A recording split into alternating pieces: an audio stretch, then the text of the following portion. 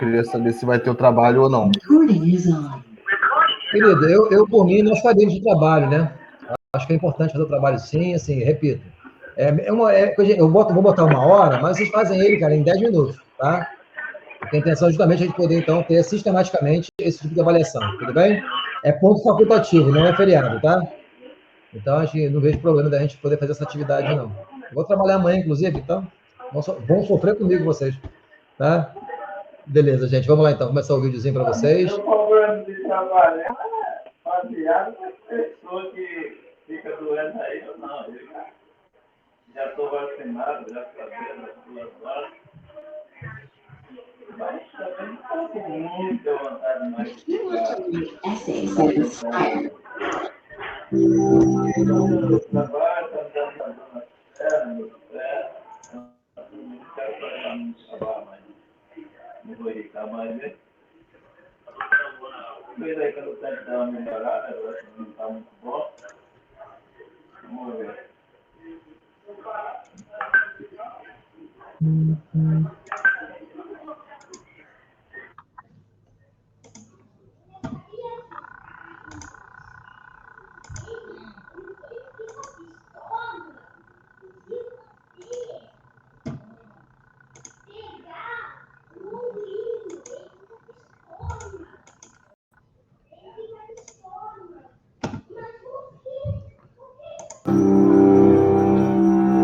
Vocês estão ouvindo o vídeo, gente? Sim, estão sim. Então tá. What does the French Revolution have to do with the time NASA accidentally crashed a $200 million orbiter into the surface of Mars? Actually, everything. And have to. What does the French Revolution have to do with the time NASA accidentally crashed a $200 million orbiter into the surface of Mars? Actually, everything. That crash happened due to an error in US customary units and their SI or metric equivalents. So what's the connection to the French Revolution? Let's explain. For the majority of recorded human history, units like the weight of a grain or the length of a hand weren't exact and varied from place to place. And different regions didn't just use varying measurements, they had completely different number systems as well. By the late Middle Ages, the Hindu-Arabic decimal system mostly replaced Roman numerals and fractions in Europe. But efforts by scholars like John Wilkins to promote standard decimal-based measures were less successful. With 250,000 different units in France alone, any widespread change would require massive disruption. And in 1789, that disruption came. The leaders of the French Revolution didn't just overthrow the monarchy. They sought to completely transform society according to the rational principles of the Enlightenment. When the new government took power, the Academy of Sciences convened to reform the system of measurements. Old standards based on arbitrary authority or local traditions were replaced with mathematical and natural relationships. For example, the meter, from the Greek word for measure, was defined as 1/10,000,000th between the equator and North Pole. And the new metric system was, in the words of the Marquis de Condorcet, for all people, for all time. Standardizing measurements had political advantages for the revolutionaries as well. Nobles could no longer manipulate local units to extract more rent from commoners, while the government could collect taxes more efficiently. And switching to a new republican calendar with 10-day weeks reduced church power by eliminating Sundays. Adoption of this new system wasn't easy. In fact, it was a bit of a mess. At first, people used new units alongside old ones, and the republican calendar was eventually abandoned. When Napoleon Bonaparte took power, he allowed small businesses to use traditional measurements, redefined in metric terms. But the metric system remained standard for formal use, and it spread across the continent along with France's borders. While Napoleon's empire lasted 8 years, its legacy endured far longer.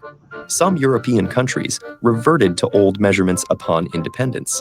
Others realized the value of standardization in an age of international trade. After Portugal and the Netherlands switched to metric voluntarily, other nations followed, with colonial empires spreading the system around the world. As France's main rival, Britain had resisted revolutionary ideas and retained its traditional units. But over the next 2 centuries, the British Empire slowly transitioned, first approving the metric system as an optional alternative before gradually making it official. However, this switch came too late for 13 former colonies that had already gained independence. The United States of America stuck with the English units of its colonial past, and today remains one of only 3 countries which haven't fully embraced the metric system. Despite constant initiatives for metrication, many Americans consider units like feet and pounds more intuitive. And ironically, some regard the once revolutionary metric system as a symbol of global conformity. Nevertheless, the metric system is almost universally used in science and medicine, and it continues to evolve according to its original principles. For a long time, standard units were actually defined by carefully maintained physical prototypes. But thanks to improving technology and precision, these objects with limited access and unreliable longevity are now being replaced with standards based on universal constants, like the speed of light. Consistent measurements are such an integral part of our daily lives that it's hard to appreciate what a major accomplishment for humanity they've been. And just as it arose from a political revolution, the metric system remains crucial for the scientific revolutions to come.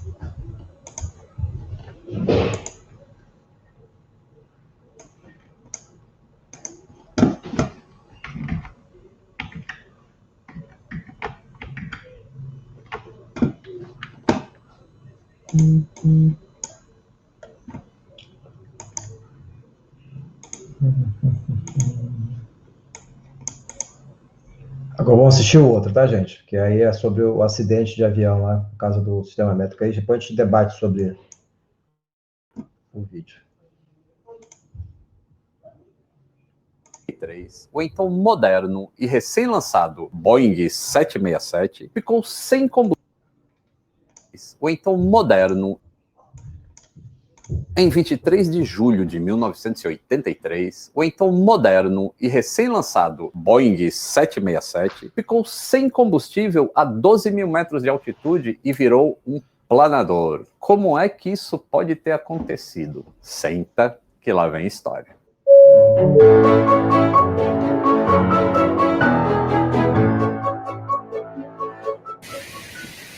Saudações aeronáuticas, tudo bem com vocês?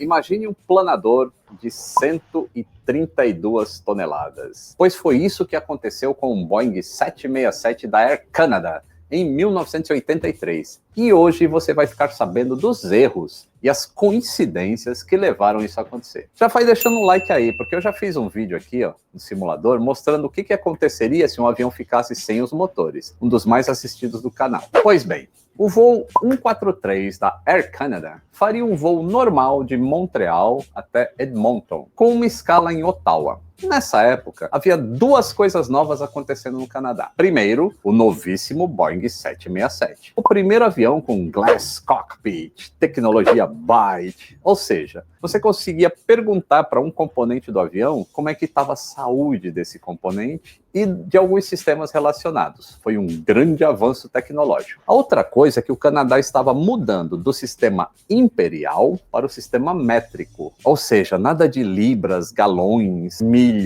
Eles iam usar agora quilos, litros, quilômetros. E este Boeing 767 que virou planador era o primeiro que tinha os mostradores de combustível em quilos, ao invés de libras. E eram digitais. Maravilha, né? Só que essa foi uma das razões do avião ter ficado sem combustível em voo. No vídeo da quinta passada, eu falei como o combustível nas asas é medido, né? Dá uma olhada aqui. Só que nessa época, o sistema era muito avançado. E o pessoal da manutenção e os pilotos ainda não sabiam direito como é que tudo funcionava. Os problemas começaram lá em Toronto. Durante o cheque do sistema, o mecânico percebeu que um canal do sistema de combustível estava inoperante. Canal é assim, tudo na aviação é redundante. Então a gente tem 2 canais de processadores isolados que verificam a mesma coisa. Quando um sistema falha, o outro sistema assume o comando e você não perde as informações de combustível. Só que no caso desse avião...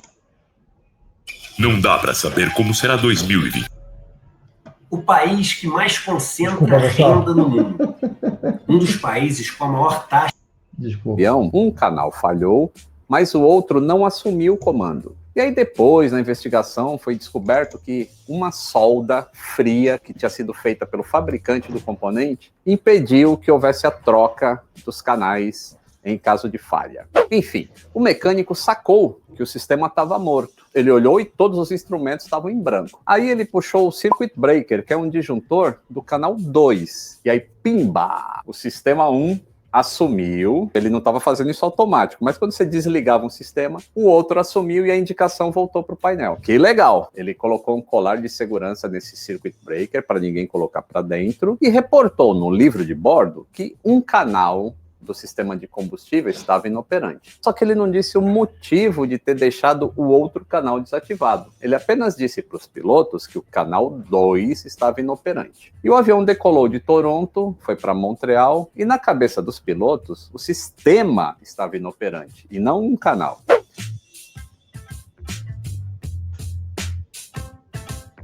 Quando chegou em Montreal, essa tripulação saiu do avião e um mecânico que não tinha muita experiência no avião foi tentar resolver esse problema. Quando ele viu o disjuntor com o colar, então o que ele fez? Ele reativou o sistema e como o processador não estava transferindo quando os 2 sistemas estavam funcionando, por causa dessa solda fria, a indicação ficou toda inoperante novamente. Nesse ponto, a tripulação que saiu falou para a tripulação que ia assumir o voo que a indicação de combustível estava inoperante e não um canal de combustível. Aí o capitão Pearson, que estava assumindo esse voo, formou uma imagem mental de um sistema sem indicação. Só que o 767 era novo, tanto para ele quanto para a empresa.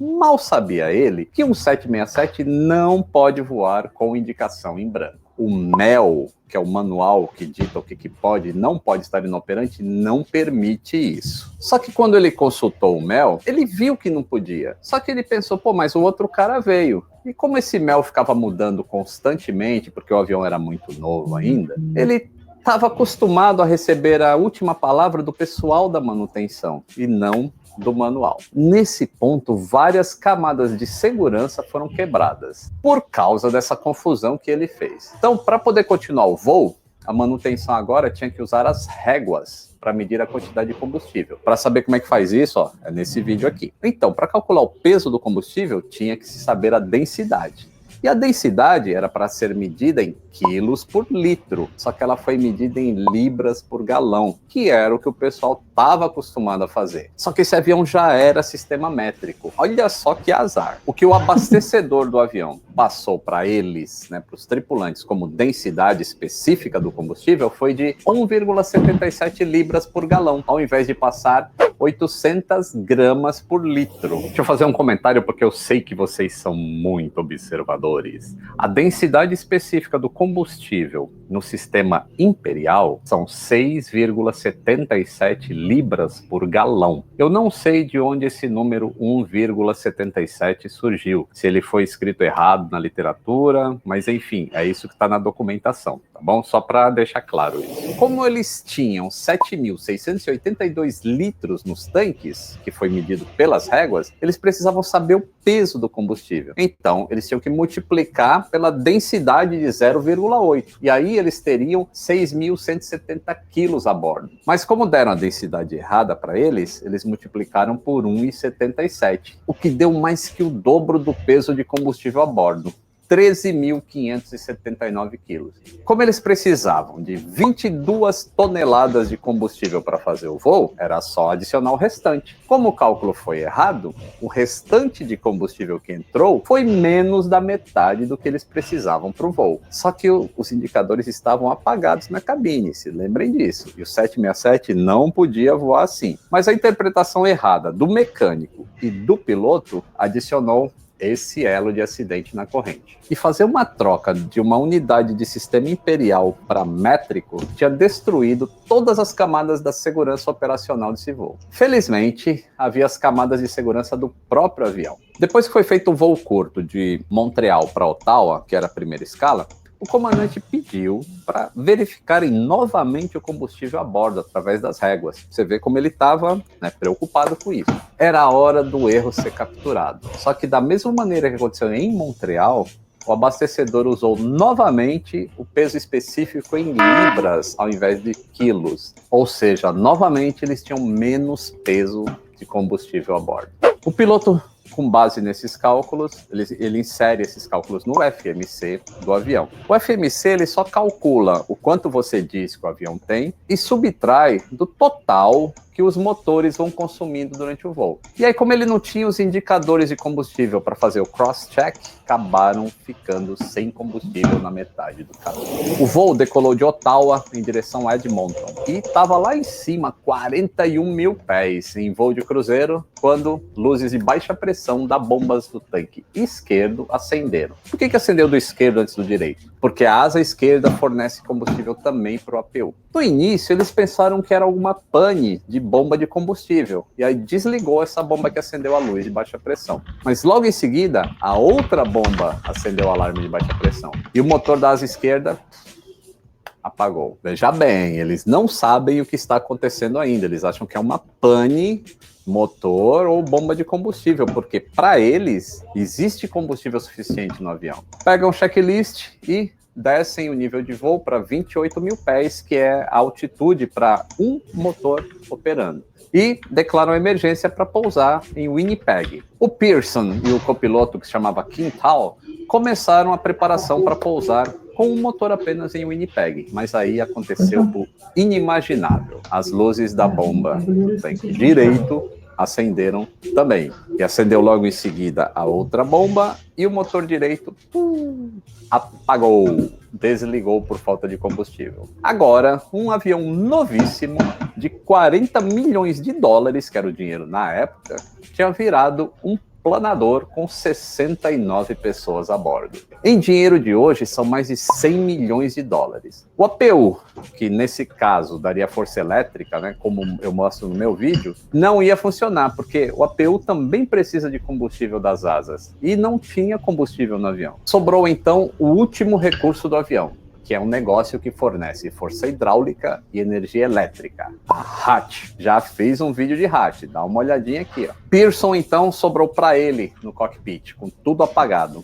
A bússola, um indicador de velocidade, um indicador de horizonte artificial, um altímetro e um rádio de comunicação. E, ao contrário dos planadores, o indicador de velocidade vertical, ou seja, quanto você está descendo ou subindo, o que o pessoal também chama de variômetro, no caso do 767, faz parte do sistema inercial. Então, eles pararam de funcionar com a perda de energia. Ou seja, eles não tinham ideia da velocidade de descida do avião. Eles declararam Mayday, pediram para o controle de tráfego aéreo a pista mais próxima que tinham. Só que como eles tinham perdido o transponder, o controle, né, o tráfego aéreo, só tinha um retorno do radar primário, que não é tão preciso quando você tem o transponder funcionando. O Pearson, ele tinha sido piloto de planador. Então eles procuraram nos manuais de voo qual que era a melhor velocidade de planeio do 767, mas isso não tinha nos manuais. Ninguém jamais imaginou que o 67 pudesse perder 2 motores em voo por falta de combustível. Pearson, então, manteve 220 nós de velocidade. Eles pediram auxílio para o operador de radar para calcular qual que era a razão de descida. Então eles mediam o tempo e a distância que eles percorreram nesse tempo pelo radar do controlador. E aí viam pela altitude quanto eles tinham perdido. Eles chegaram à conclusão que estavam descendo entre 2.000 e 2.500 pés por minuto, que dá aí uns 760 metros por minuto.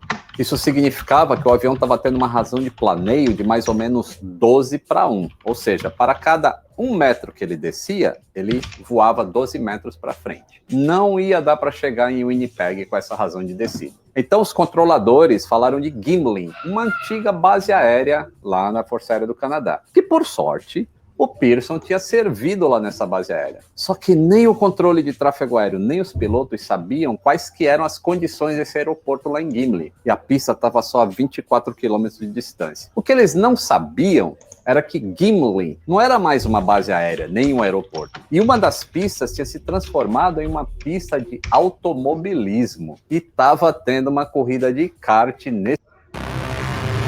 O novo Ford Bronco Sport te leva à sua próxima aventura.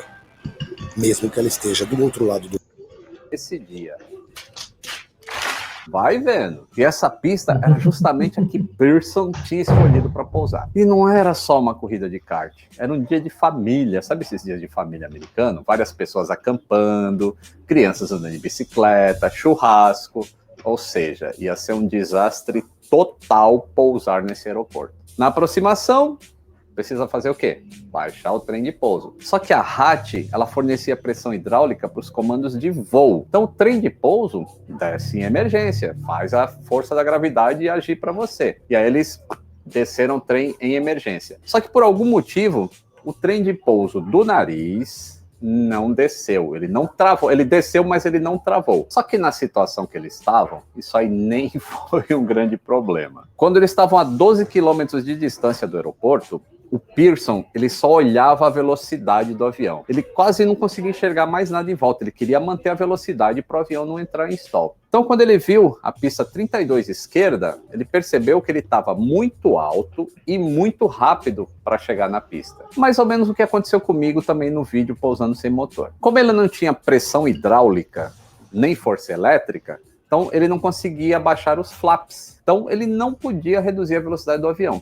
A única coisa que ele poderia fazer é algo que se faz em planadores ou em aviões pequenos, que é o tal do side slip. Só que um side slip em um avião comercial é uma coisa que deve se evitar fazer. Funciona assim, ó. Você dá o comando para as asas inclinarem como se você fosse fazer curva para a esquerda. Só que ao mesmo tempo você vira o leme de direção para fazer a curva para a direita. Então isso faz com que o avião incline a asa, vire de lado e voe nesse sentido. Então o avião passa a não voar em direção ao nariz, ele voa de lado, assim, é como se ele estivesse derrapando. Só que isso causa uns buffets aerodinâmicos, causa muita trepidação no avião. E como os tubos de pitot, que eles estão sempre alinhados com o vento, quando você faz isso, a indicação de velocidade passa a ser, não fica muito real. Só que o principal problema, no caso que eles estavam, era que a RAT, que fica aqui atrás, pelo fato do avião estar andando de lado, diminuía a quantidade de vento que fazia ela girar. E isso diminuía,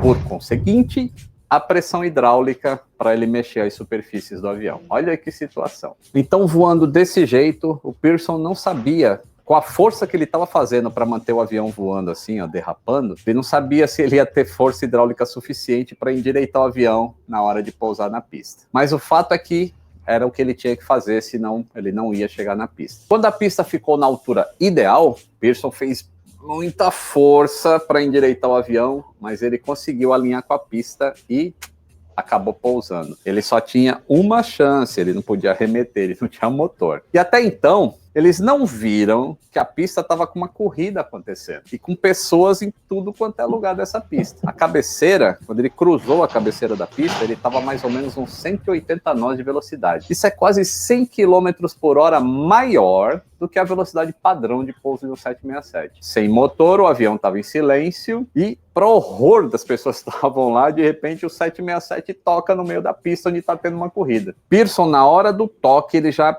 meteu o pé no freio com a força máxima que ele tinha e os pneus, 2 pneus estouraram, o trem de pouso. E o trem do Nariz, que não tinha descido, ele colapsou, ele entrou para dentro do alojamento e o avião acabou encostando o nariz na pista. Foi aquele show de faíscas por tudo quanto é lado, mas até que foi bom porque isso desacelerou o avião. E essa desaceleração fez com que o avião parasse a 100 metros de distância do acampamento de várias famílias. O 767 estava quase intacto. E as pessoas incrédulas, inclusive os passageiros que estavam a bordo, né? Eles acharam que eles não iam sair dessa, principalmente na hora que viram o avião fazendo buffet, né? Tremendo assim na hora do side sleep. Daí o princípio de incêndio começou a ocorrer na área do trem de pouso, onde arrastou mais. Só que esse pessoal que estava na corrida já chegaram com um monte de extintor de carro lá e extinguiram o princípio de fogo aqui na área. Nesse acidente, as únicas pessoas que se machucaram um pouquinho foram as que desceram pela porta traseira do avião, porque como o avião ficou com o nariz muito alto, a escorregadeira da porta não conseguia chegar até o chão. Isso foi um aprendizado para a Boeing, e hoje as escorregadeiras dos 767, ou de todos os aviões, né, já são calculadas o tamanho dela para um caso de pouso em que a cauda do avião fique mais alta do que o nariz. Sempre se aprende com acidentes. O fato é que a engenharia aeronáutica e a segurança embutida no avião tinha acabado de salvar 69 pessoas, mesmo com todos os erros causados durante a operação. De início, trataram os pilotos como heróis, mas depois que começou a investigação, eles foram afastados da empresa por causa dos erros no cálculo de combustível, né? E também por não terem seguido o MEL. O avião, acredite se quiser, em 2 dias foi consertado só para poder decolar de Gimli e voou para uma base, né, uma base grande da Air Canada, onde iria fazer todos os reparos. E aí demorou, sei lá, quase mais de 30 dias para fazer. Custaram na época $1 milhão, o equivalente hoje a 2.500.000 dólares. A investigação encontrou todos os erros e puniu severamente a Air Canada, a empresa, e os gerentes da empresa. Os 2 pilotos voltaram a voar na Air Canada depois da suspensão, e o Pearson se aposentou, continuou voando planadores até hoje. O Quintal faleceu em 2015, ataque cardíaco. E para encerrar essa história incrível, uma coisa interessante e engraçada. Os mecânicos da Air Canada que foram recuperar esse avião lá em Gimli em 2 dias, lembra? Eles encheram uma van com todas as ferramentas e tudo mais que eles precisavam e partiram de Toronto ou de Montreal, não sei agora, para recuperar esse avião. Só que na metade do caminho eles ficaram sem combustível em algum lugar perto de Manitoba. E aí tiveram que pedir socorro para alguém levar combustível para eles. Tá legal? Espero que vocês tenham curtido a história. Um grande abraço e até o próximo vídeo. E aí, pessoal, beleza? Gostaram do vídeo?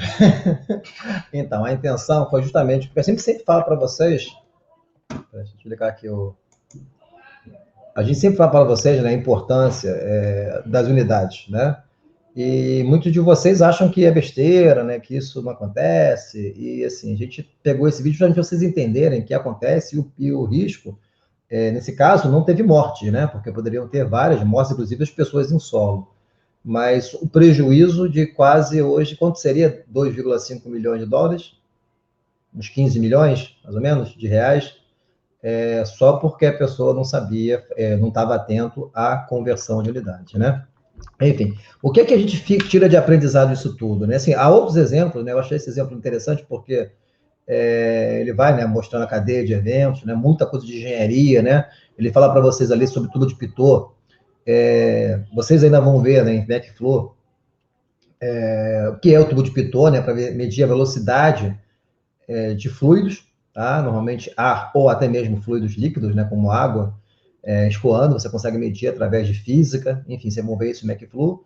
Vê também a questão de nó, né? O que é um nó? O que é um nó? Nó é medida de velocidade, não é no SI. E aí a gente começa a entender que algumas profissões, no caso, eu trouxe esse exemplo aqui da aviação, como ele disse, né, logo após esse evento, eles mantiveram os aviões, todos eles no sistema imperial, né, porque a mudança se mostrou muito mais perigosa do que essa adaptação, porque você vai ter que adaptar todos os treinamentos, né, e como a indústria, essa indústria especificamente, ela é muito voltada para a segurança, então tudo tem que ser recertificado. Imagina o custo que teria e o risco para a segurança, que é o mais importante, né?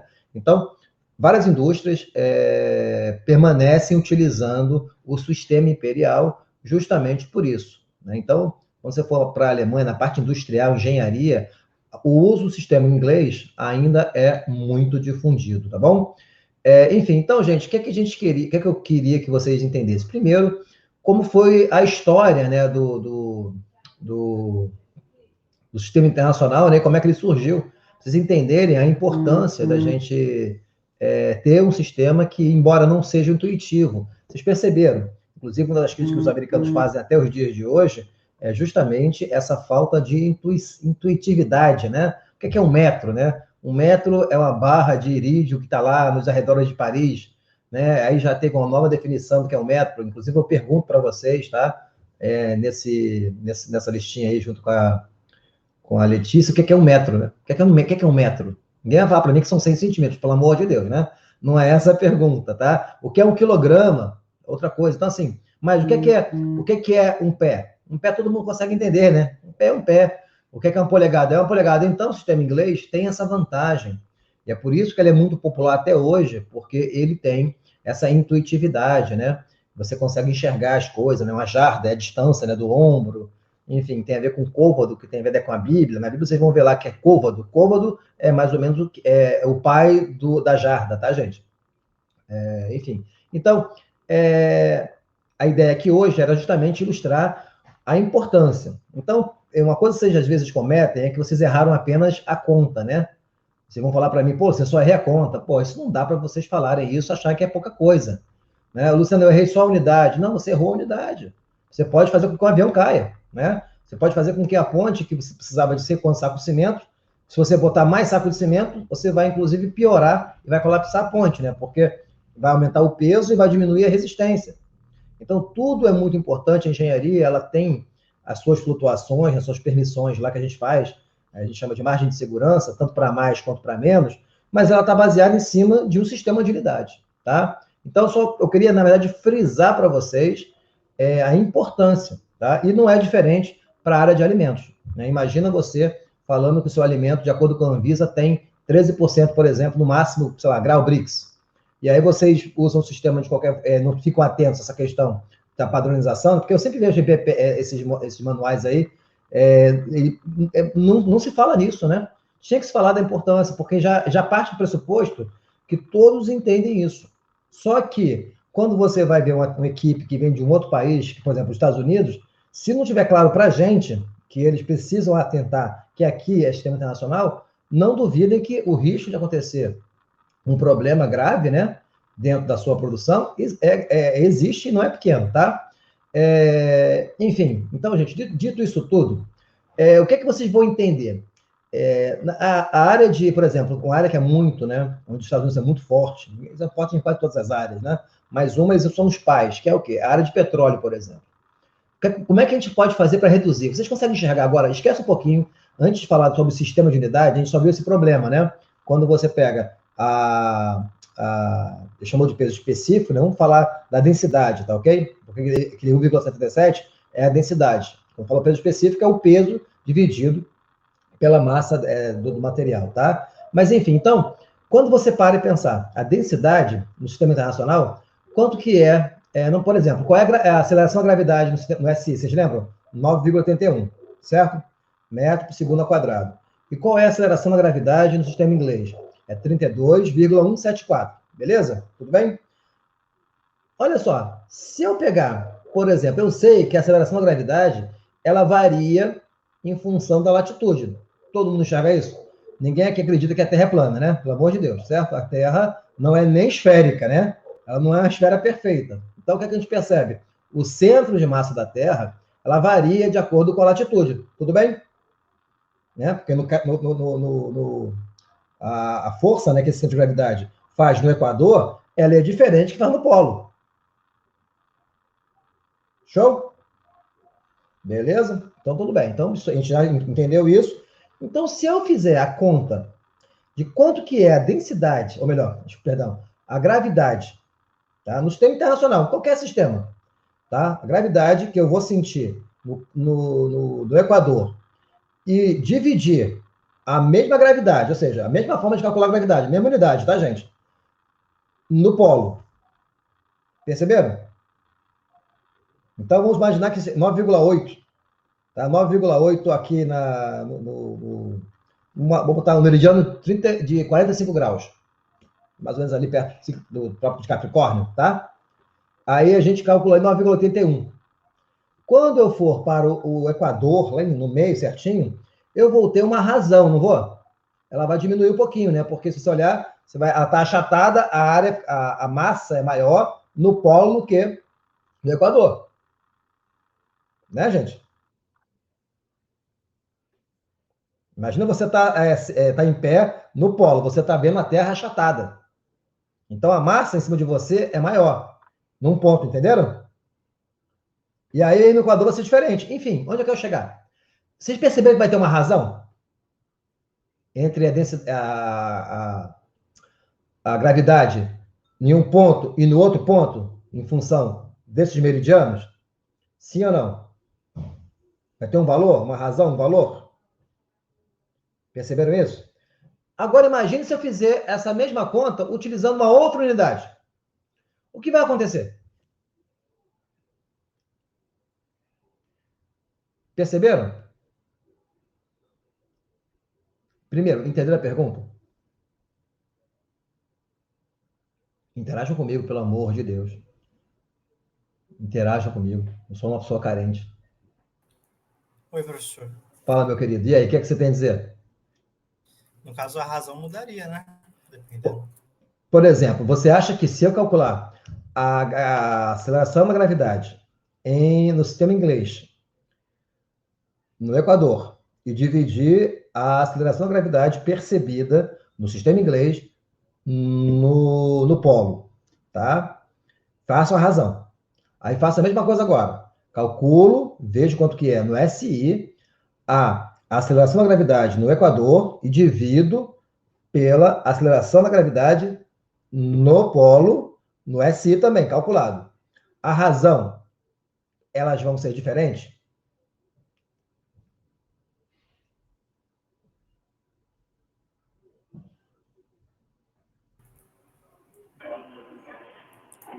No caso dos valores, né, que tá falando. Vão a razão. Um dividido pelo outro. O valor. Entendeu? A densidade no Equador dividida pela densidade no polo. Não importa o valor, gente. Eu não sei qual é o valor, tá? Quero que vocês entendam. Se eu pegar a densidade, a gravidade, perdão, a aceleração da gravidade no Equador e dividir a aceleração da gravidade no polo, no sistema inglês, calculo. Faço a mesma coisa no sistema internacional, calculo. Esses dois resultados, eles são diferentes? Eu acho que não, acho que seriam iguais. Não, né? Não. Eles vão ser iguais. Entendem isso ou não? Por exemplo, gente, eu tenho duas garrafas de cerveja. Tá? Tenho uma garrafa de cerveja que tem 600 ml. Tá? 600 ml. Uma só, tá? Uma só. 600 ml. Tá? E pego uma outra garrafa, uma garrafa de long neck, que tem 390 ml. Tudo bem? Se eu dividir 390 por 600, dá quanto? Dá 39 por 60, certo? Tudo bem? E agora, se eu pegar o volume no sistema inglês, que pode ser galão, né? Pode ser onça também, tá? Mas o galão, tá ok? Calculo quanto que é 390 ml em galão. Depois calculo quanto que é 600 ml em galão, tá? E divido esse resultado pelo outro. Vai dar o quê? Vai dar a mesma coisa. A mesma coisa. Exatamente. Então, o que é que várias indústrias perceberam, né? Que realmente o ideal é que todo mundo trabalhasse no sistema internacional, porque, como você vai saber, o valor absoluto, né, que é o que a gente está falando, 600 ml, 9,8, ninguém vai se equivocar, né? E todo mundo vai entender. Quando eu falo para você uma tonelada, todo mundo aqui no Brasil entende o que é, certo? Se eu falar para o americano o que é uma tonelada, eles vão ficar pensando. Vou te perguntar, mas quanto que é? Isso é muito, é pouco? Por exemplo, gente, o que é uma onça? Quando vocês ouvem assim, uma onça, o que é que vocês imaginam? Eu já imagino, sabe o quê? No Pantanal. Já imagino no Pantanal, eu correndo muito dela, né? Lá não, quando você fala em onça, quando fala onça, na verdade, já fala ounce, né? Um ounce, que na verdade é o quê, gente? É 1,16 avos de uma libra massa. Aí eu pergunto, o que é uma libra massa, gente? O que é um libra para vocês? Entendem? Aí você vai pensar, poxa, Luciano, agora eu entendi. Lá, tudo é libra. Dinheiro, como é que é o dinheiro em inglês? Libra. Como é que é a força lá? Libra. Como é que é a massa lá? Libra. Então é um povo cheio de Libra, né? Não é fibra, é cheio de Libra, que é Fluminense, tem muita fibra, né? Mas, enfim, gostaram da piada? Daqui a pouco tem jogo. Tomara que a gente não perca hoje, né? Mas, enfim. Enfim, gente, então, o pessoal percebeu, se a gente trabalhar com uma grandeza dividido pela mesma grandeza em uma outra condição, o resultado vai ser igual em qualquer sistema. É o que a gente chama das grandezas relativas. Então, qual é a densidade relativa de alguma coisa, entende? A densidade relativa de alguma coisa vai ter a unidade em cima igual a unidade embaixo. Então, quando você divide uma coisa pela outra, dá só um número relativo, que não tem unidade. Perceberam? Ou não perceberam? Né? Então, eu tenho uma coisa relativa, quando as unidades em cima são iguais às de baixo, elas se anulam e fica só um resultado. E se eu usar em qualquer sistema em cima e embaixo, dá a mesma coisa. Por exemplo, grau Brix. Grau Brix não tem unidade, perceberam? É a própria unidade, porque eu sei que é uma razão. Né? Grau Dornick. Tudo que tem essa unidade que falam de massa, né, de volume, grau GL, por exemplo, do álcool, né?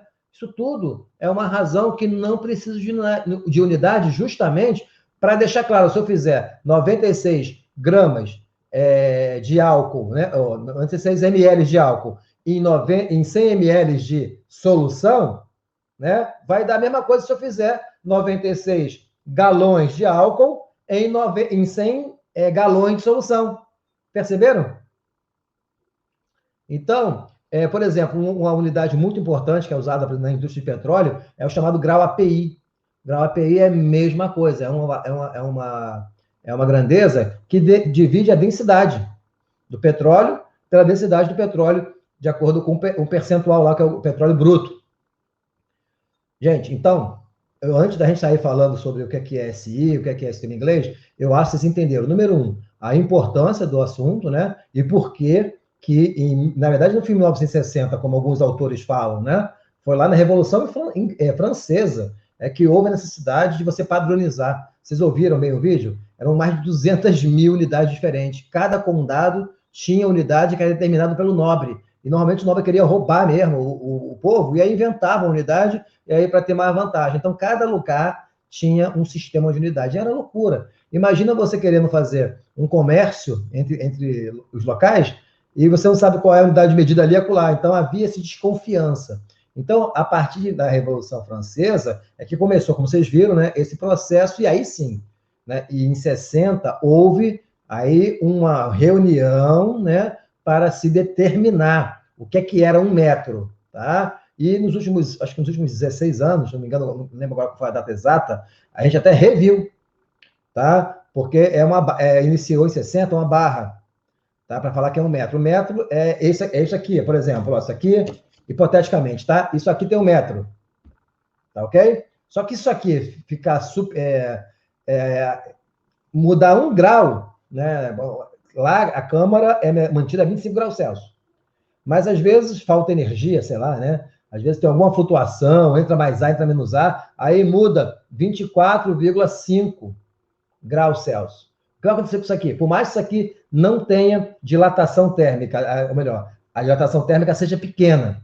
Lembram? Como engenheiro, isso é pouco. Agora, quando eu falo pela física, 0,001% de dilatação, para mim é zero.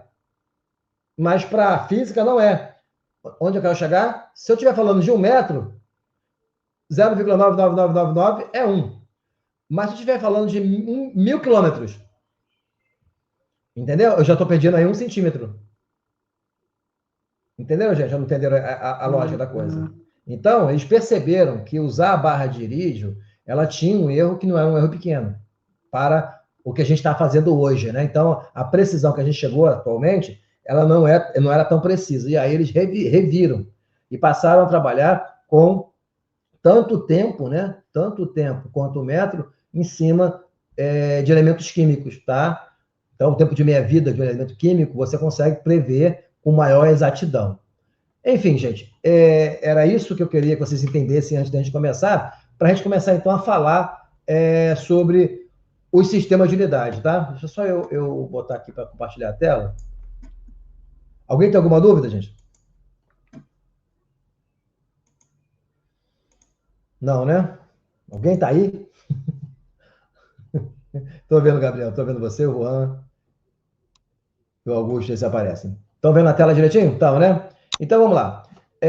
No dia de hoje, como vocês perceberam, a gente já está falando sobre sistemas de unidade. A gente viu na história do vídeo 1, né, como é que é essa questão, o porquê que se determinou fazer um sistema padronizado no mundo inteiro, né? E no vídeo 2, a gente viu a importância, né, dessa conversão entre os sistemas inglês, no caso o sistema imperial, e o sistema internacional, e que leva a perdas econômicas, inclusive a acidentes com risco de vida, risco de morte, né? Risco de vida, enfim, de pessoas, né? Enfim. Então, gente, uma alternativa é você fazer a conversão, né? É fazer a conversão, que é o que realmente importa, ou você usar uma propriedade relativa. Então, a densidade relativa, por exemplo, da água. Qual seria a densidade relativa, né? Vai ser a densidade da substância qualquer, né? Rho, pela densidade da água em uma dada condição, temperatura e pressão. Então, gente, obviamente, qual é a densidade relativa da água? Desculpa. Meu Deus. Peraí, gente. Eu vou fazer aqui.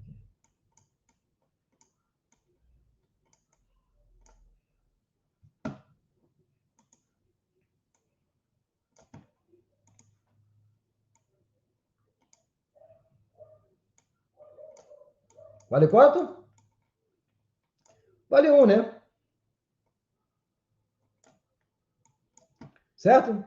Então, a densidade relativa da água vale 1. Quanto valeria a viscosidade relativa da água? Viscosidade, né? É uma propriedade que faz com que os fluidos fluam mais ou menos facilmente, né? Então, a gente sabe que a água é menos viscosa do que o óleo. Tudo bem? Todo mundo entende esse conceito? Beleza, né? MacFluid espera vocês, tá? Então, a viscosidade relativa também vai ser definido como sendo a viscosidade do alimento, né? Enfim, do produto, pela viscosidade da água, né? E, obviamente, a viscosidade relativa da água vai ser igual a 1. Tá? Porque a gente usa água como padrão, né? E assim, gente, a gente pode trabalhar nisso, né? E a outra forma, que é a mais natural, é trabalhar, então, com os chamados sistemas de unidade. Mas para falar de sistema de unidade, eu tenho que lembrar o que são as grandezas, né, gente? A gente já viu no primeiro vídeo quais são as grandezas, né, gente? Lembram de grandezas básicas e grandezas derivadas?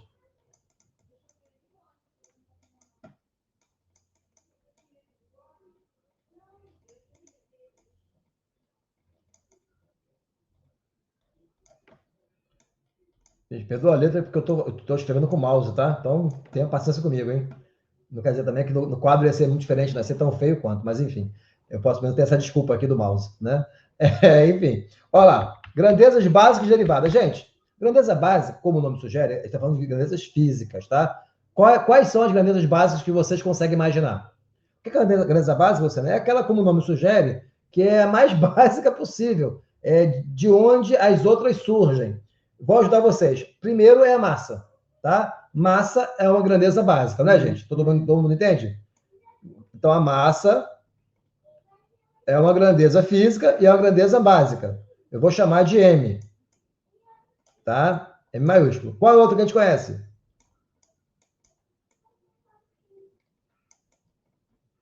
Tempo? Tudo bem? Todo mundo conhece o tempo? Vou chamar de tesão, tá? Qual a prova que vocês conhecem? Distância? A ideia de espaço? Distância, né? Comprimento, pode ser? Perfeito. Então, o comprimento mede, como o Augusto falou, foi Augusto, né? Não fui eu, Juan. Sempre erra, ó, tá vendo? O comprimento mede a distância. Desculpa, Juan.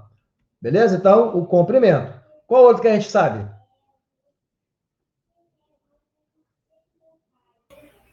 Temperatura? Quem falou agora? Gabriel. Não posso errar, né? É isso aí, querido. Temperatura, né? Temperatura.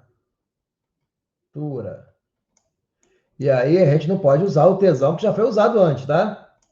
Vou usar o teta, tá? O símbolo teta. Então, quando eu falar com vocês em relação às grandezas, quando eu usar o M grande, eu estou falando de quê? McDonald's? Não, estou falando de massa, né? Quando eu usar o T grandão, tá? Eu estou falando do tempo. Quando eu usar o L maiúsculo, eu estou falando do comprimento como grandeza básica, né? E quando eu usar o teta, eu estou falando da temperatura. Tem mais algumas que vocês conhecem? Por que não Kelvin ou Celsius, professor? Eu ainda estou falando... Muito boa a sua pergunta, Danilo. Eu ainda estou falando... Eu não estou falando de sistema de unidade, tá? Eu estou falando de grandezas físicas. E aí, Danilo, você já adiantou, como é que eu chamaria a massa em algum lugar? Entende? Como é que eu chamaria a massa na Inglaterra? Como é que eu chamaria a massa no resto do mundo? Entendeu, Danilo? E aí, para eu poder, então, dar nome a essas grandezas, que é o sistema de unidade, tá bom? Mas muito boa a sua pergunta. Então, vamos lá. Ainda sem falar de sistema de unidade, tá? Eu sei que existe massa, existe tempo, existe comprimento, existe temperatura. Tem mais algum que vocês consigam lembrar? Mol. Mol, né? Quantidade de matéria, não é isso?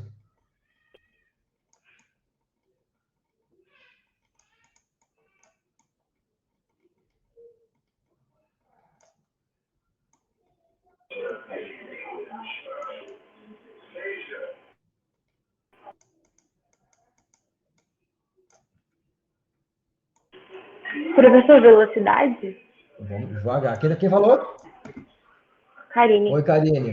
Vamos lá, Karine. Velocidade, o que vocês acham? É uma grandeza básica? É uma grandeza? Claro que é, né? A velocidade mede o quê, Karine?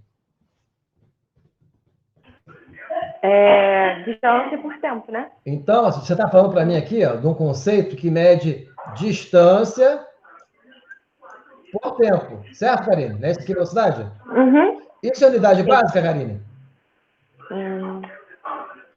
Não, né? Não, você está perguntando ou você está afirmando? Você está sendo assertiva ou não, Karine? Você não vai ser muito bem numa entrevista se for com essa postura, né? Tem que ser assertiva, não é isso? Estou brincando, querida. Eu provoco vocês, tá? Então, assim, você disse para mim que não, é isso? Não é básica, né? Porque a gente está falando que a velocidade ela é uma grandeza física que surge a partir da razão entre a grandeza básica, comprimento e o tempo. Perceberam? Karine? Sim, entendi. Desculpa. Beleza. Então, muito obrigado pelo seu exemplo, mas é isso mesmo, tá, Karine? Então, a gente percebe que não é básico, né, gente? Então, velocidade, a gente vai deixar para daqui a pouco falar sobre ela, né? Tem mais alguma básica, gente? A gente Professor, tá 1, 2, 3, 4, 5. Corrente elétrica seria? Muito bem, né? Eita. Corrente elétrica.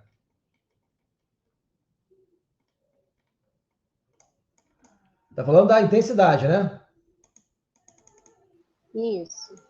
Então tá bom. Opa. Intensidade, vou botar assim, se a gente botar corrente elétrica, vou achar que pode ser Coulomb, né? Que é densidade, né? Intensidade. Eita. Já é muito difícil escrever com esse mouse, você tem noção? De corrente elétrica. Para ficar bem claro.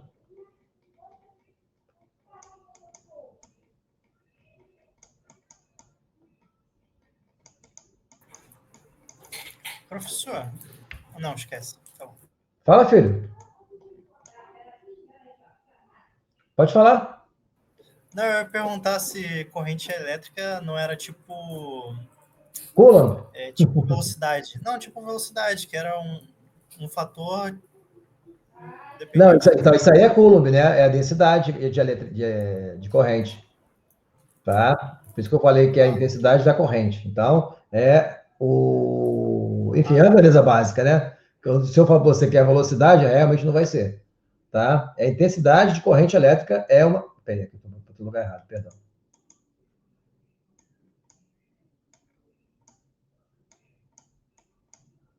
É um I, tá ok? E a outra, qual é? Professor, se a intensidade que é o ampere, o volts também é uma unidade básica? Não, não é. Não é, tá? E a próxima, qual é, gente? Eu vou ajudar vocês, porque, assim, para nós da engenharia de alimentos, essas duas realmente não são muito triviais, né? A gente não usa muito. A gente usa essas aqui, ó. Essas aqui de cima são aquelas que vocês vão usar para tudo. Tá? E tem mais uma, né, gente? Eu acho que é maldade, que é a intensidade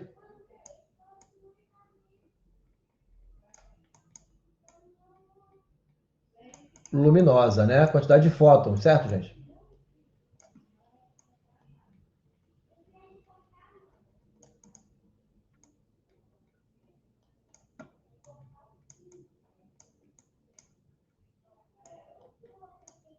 Que é a letra A, tá?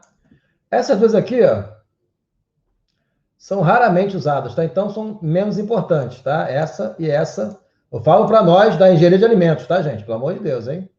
Para física, por exemplo, engenharia elétrica, eletrônica, isso aqui é fundamental, né? Para quem vai trabalhar com HPLC, essas coisas, né, esses equipamentos, tem que saber intensidade de corrente e também luminosa, né? Só para vocês já saberem, no SI, então, por exemplo, vamos continuar aqui falando aqui de grandezas básicas. Vamos aproveitar, né, e partir para a outra, que é as grandezas derivadas, tá? E aí, Karine, você tem alguma ideia, Karine? Algum exemplo?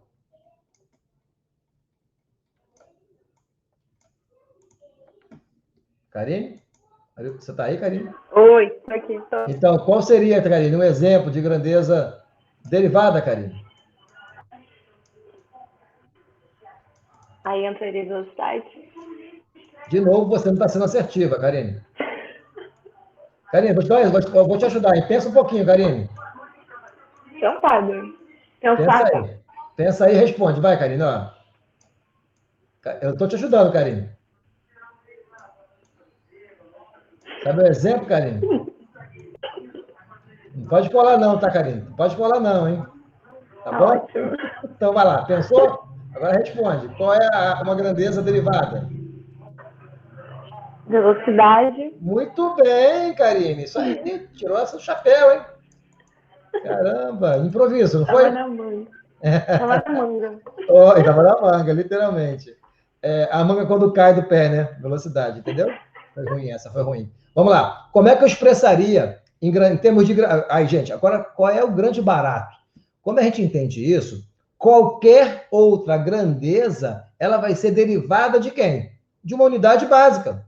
Então, vou até botar aqui para ficar, né? Ó, isso aqui é só uma dica, tá? De uma básica. Por mais óbvio que pareça, é bom botar aqui, né? Então, gente, eu vou escrever velocidade em termos de quem? O que é velocidade, Karine? Você já falou, Karine?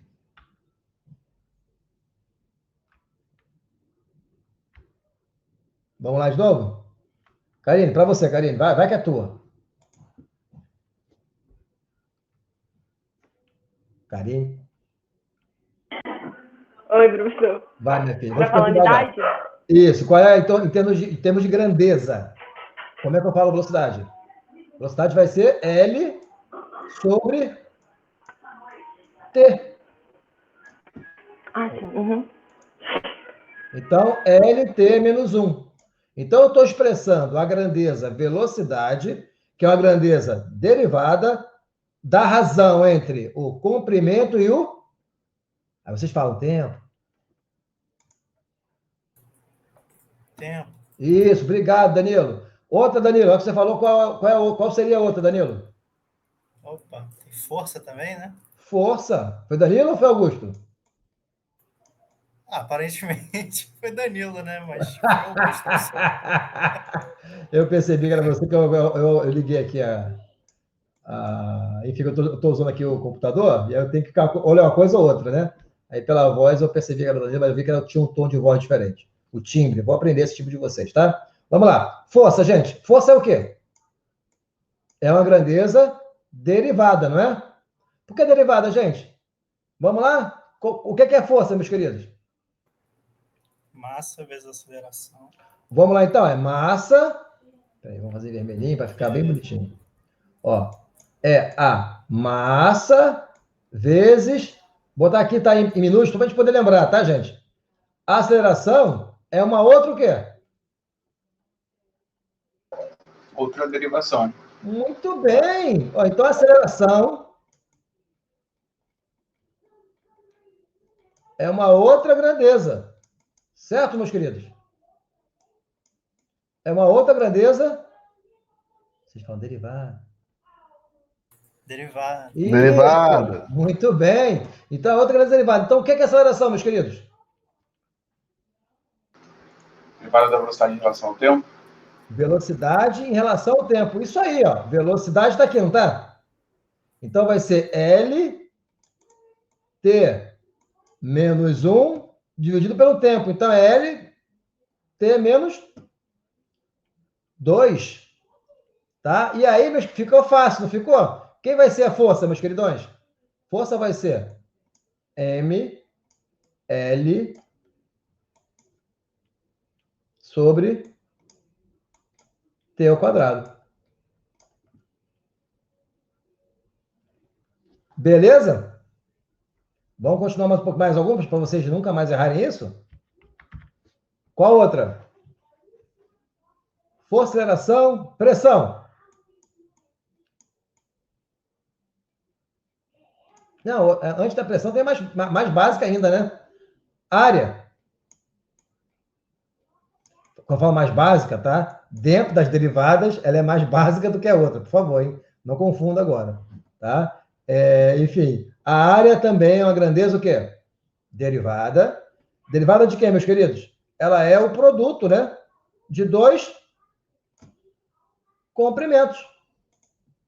Então, é L ao quadrado. Tudo bem? Estão comigo? Volume.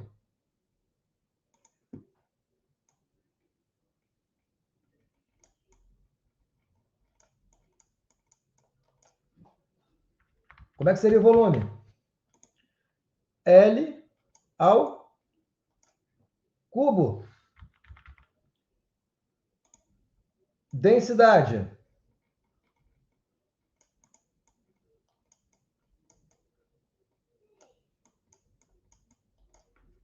Densidade. Como é que seria a densidade?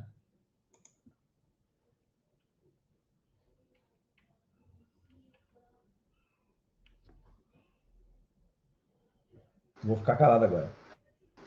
Densidade é massa por metro cúbico? Não, não é massa por metro cúbico, né? Já está falando do sistema. Olha só, você está certo, mas você está errado. Eu estou falando em termos de grandeza. A grandeza... Massa por comprimento. Então, a grandeza, densidade, é uma grandeza derivada da massa pelo comprimento ao cubo. Isso, né? Porque é massa por volume, certo? Então, muito obrigado, tá? Desculpa a brincadeira, tá, querido? Então, ó, M por L ao cubo. Tranquilo, meus queridos? Beleza? Então, vamos lá. Quem seria a pressão?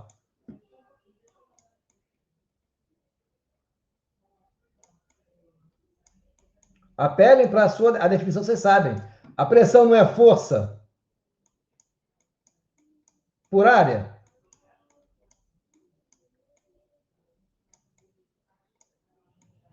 Botei o área aqui para não ficar igual ao intensidade luminosa, tá, gente?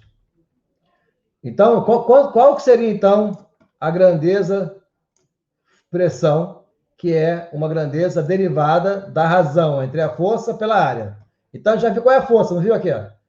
Eu tenho a força, sou igual ao He-Man. Vamos lá, quem é a força? M. Todo mundo comigo, hein? ML T a menos 2, vezes quantos, meus queridos? Pela Área. Quem é área? L ao quadrado, né? Então, por L a menos 2. Tudo bem? E aí, resolvendo já, porque eu posso resolver, tá? Algebricamente, tá? Então, vai ficar M L menos 1 por T menos 2. Todo mundo enxerga isso? E, por fim, para a gente poder, então, partir para entender o porquê que a gente faz desse jeito, né? Porque isso vai ser... vai ajudar a vida de vocês na hora de fazer a conversão. Vou pensar agora em energia.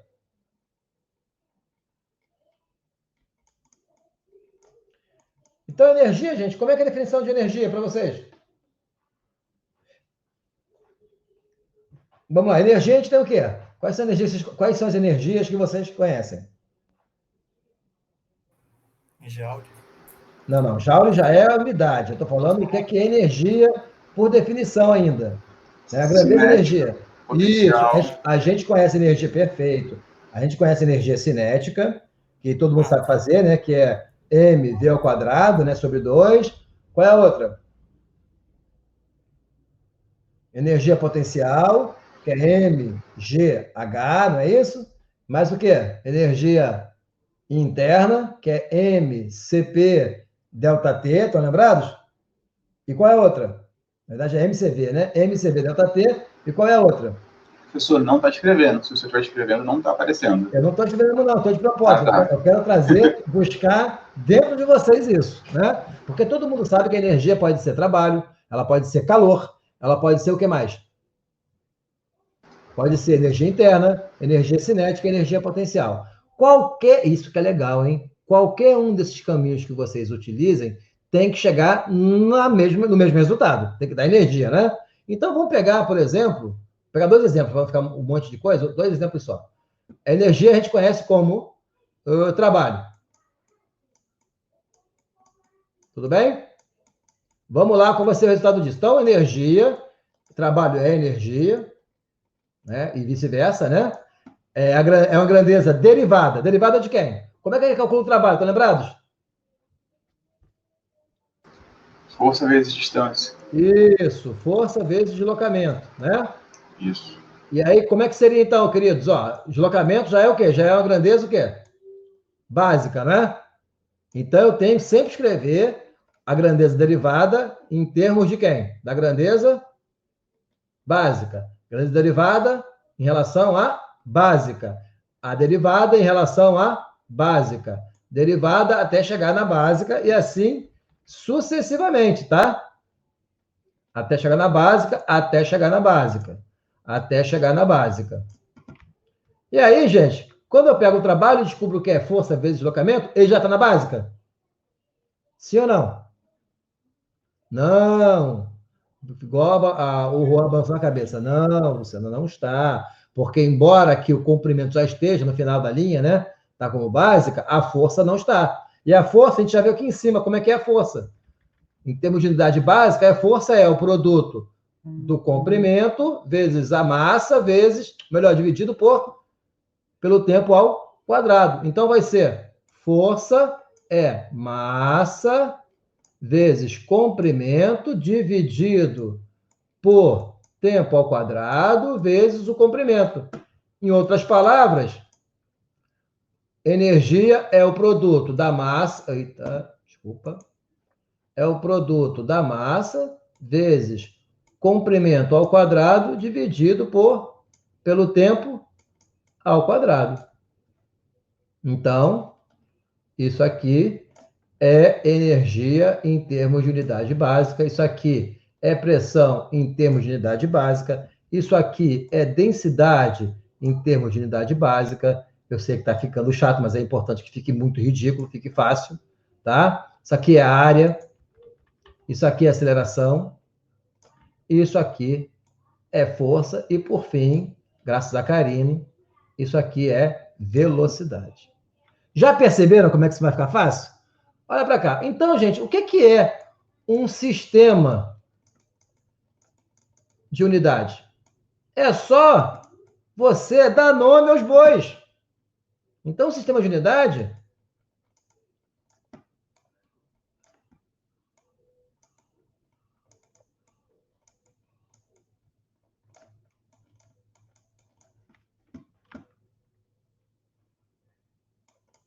ele, na verdade, ele é basicamente definir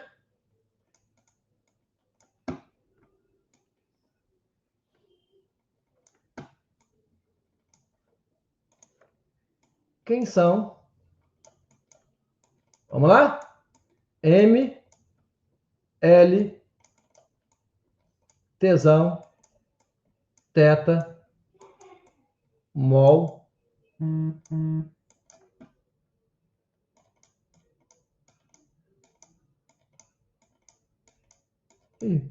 então, com ênfase onde, gente? Tá ok? Vamos lá. SI.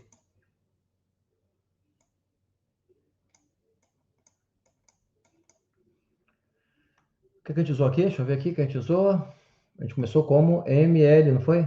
Vou ficar até aqui, tá? Ó, MTL teta. Então, vou ficar até aqui, só até o quarto, para não ficar muito grande. MTL teta. MTL teta. Vai mandar aqui a ordem. Então, MTL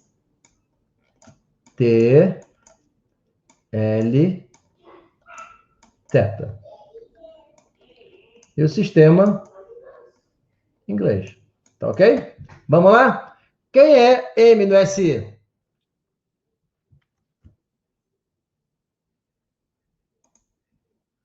Quilo. Quilo não, né? Ah, não. Quilograma. Quilograma. Tá? Quilo é só 1000, hein? É, quilo é só 1000. Obrigado, querido. Vamos lá. E quem é no sistema inglês? Libra. Esse M aqui é Libra massa. Tá? Vamos lá. Quem é o tempo, ou melhor, quem é o tempo no sistema internacional? E o sistema inglês? Só que fique claro que o sistema inglês ele tem um monte de pegadinha. Tá? Em função da praticidade dele, ele sempre vai optar para que uma derivada, por exemplo, a grandeza básica ou derivada, ela dê no máximo uma casa, no máximo duas casas, dois algoritmos significativos, tá? Nunca vai dar fracionário. Sempre evite botar coisa fracionária. Vocês devem ter visto já, por exemplo, qual é o tamanho da tubulação da nossa doméstica de casa? 3 e 1/4, já perceberam? É assim que eles escrevem.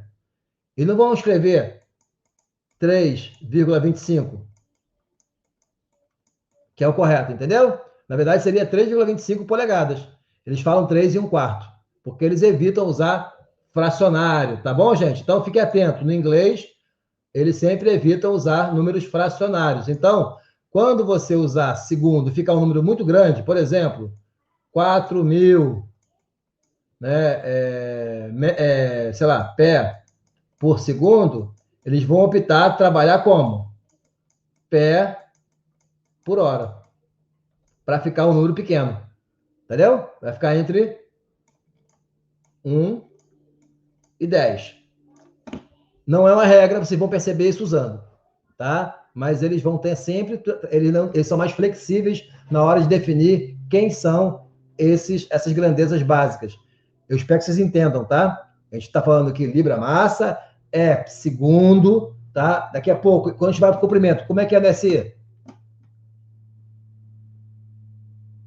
A pergunta. Metro. Metro. Estou achando o lugar errado.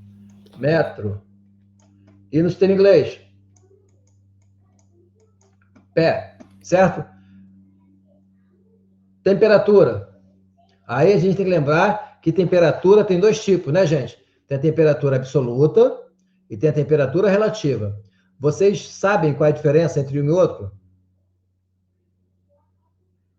Temperatura absoluta tem a ver com o quê, gente? Com a definição da energia interna, né? A energia do universo é medida pela temperatura absoluta. Quer dizer, então, que a temperatura absoluta 0 é igual em qualquer sistema. Então, 0 Kelvin é igual à escala absoluta no sistema inglês nesse ponto. Vocês entendem isso? Então, 0 absoluto é igual em qualquer sistema, porque mede a ausência de energia, tudo bem? Olha, gente, tem um vídeo maravilhoso. Eu não vou botar não, porque vocês vão ficar sobrecarregados, né? Eu não vou colocar na disciplina não, porque vocês são obrigados a assistirem, porque senão eu cobro, né? E aí, se vocês puderem procurar, escrevam aí, Em Busca do Zero Absoluto. É 1 hora, eu acho, 1h30, não sei. Vale muito a pena assistir esse vídeo, tá? Vamos falar ali sobre... quem gostou de Frozen aí? Quem viu Frozen? Né? Vocês sabem, aquela indústria, né, de gelo existia no passado. Existia uma indústria de gelo artificial justamente por causa da indústria de alimentos, né? E aí nessa série, são 2 episódios, ele é dublado, né? Ou melhor, legendado, ele é da BBC de Londres. Ele fala sobre a busca da humanidade nos últimos 300 anos para atingir o zero absoluto, né? E todo o avanço tecnológico que foi permitido, tá? Vale muito a pena, que fala de física, química e muita coisa de engenharia, tá? Fica aí para vocês refletirem. Então, temperatura absoluta tem a ver, gente, com o grau de agitação das moléculas que compõem qualquer sistema, tá? É em nível atômico. Então, à medida que você vai botando energia, né, o que acontece com o sistema? Ele continua sólido, né, gente? Então, do zero, você vai estar com o sistema em que estado físico? Sólido. Qualquer substância pura vai estar no estado sólido, no zero absoluto. Isso aí, em teoria. A gente descobriu que, na verdade, tem um outro sistema ali que ela vai mudar, né? Mas aí deixa por vocês verem o vídeo, tá? Então, em última análise, lá no começo, 1700 e pouco, como a gente falava, em temperatura absoluta igual a zero, quer dizer, então, que ele está sólido, sem nenhuma energia. As moléculas estão praticamente colapsadas, uma nas outras paradas. É uma fotografia. É como se eu pudesse pegar o elétron e parar, tá? O elétron no espaço. Entenderam qual é a ideia? Não tem mais energia para ele agitar. O espinho do elétron fica parado. Todos entenderam esse conceito? Pode parecer brincadeira, mas é importante que vocês entendam isso. Por quê? Gente, vai ser, como diria meu filho, vai ser agora o Stonks, né? Vocês vão começar a entender tudo. À medida que eu vou estar injetando, esquece se é água, esquece se é ferro, esquece que é uma substância especial, tá? Para qualquer substância, tudo bem?